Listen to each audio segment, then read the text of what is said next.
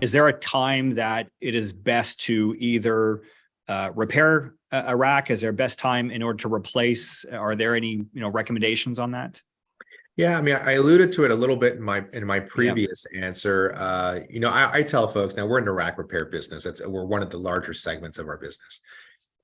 If you have a damaged upright and you have some spares that you have, somewhere located in your warehouse, use the spares. I mean, no one's going to tell you don't replace the upright, especially if you've got some spare stuff. But often, folks, because there will be different styles of racking in a warehouse, they won't have spares of everything, so they're going to have to now look at procuring themselves some uprights. And as I mentioned before, if your need is extremely critical and you can't wait umpteen weeks for that upright to be shipped and then installed, if you can't find that upright anymore because that OEM went out of business, or if you're also looking to minimize the operational impact of replacing an upright versus repair. So repairs has a great amount of advantages, and certainly our website has some, I would say, less salesy ways of evaluating it from a cycle time, from an installation perspective, and just overall,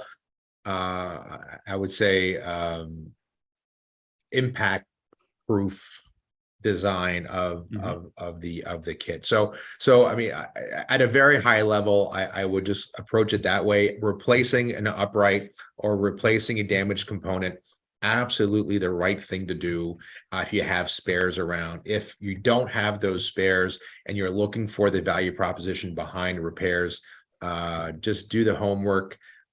Make sure that the folks that you have repairing the stuff that you have the engineering behind it to support it, so that you know that when that thing is in there and you're inspected or somebody else comes to look at it, that the documentation is there to help out.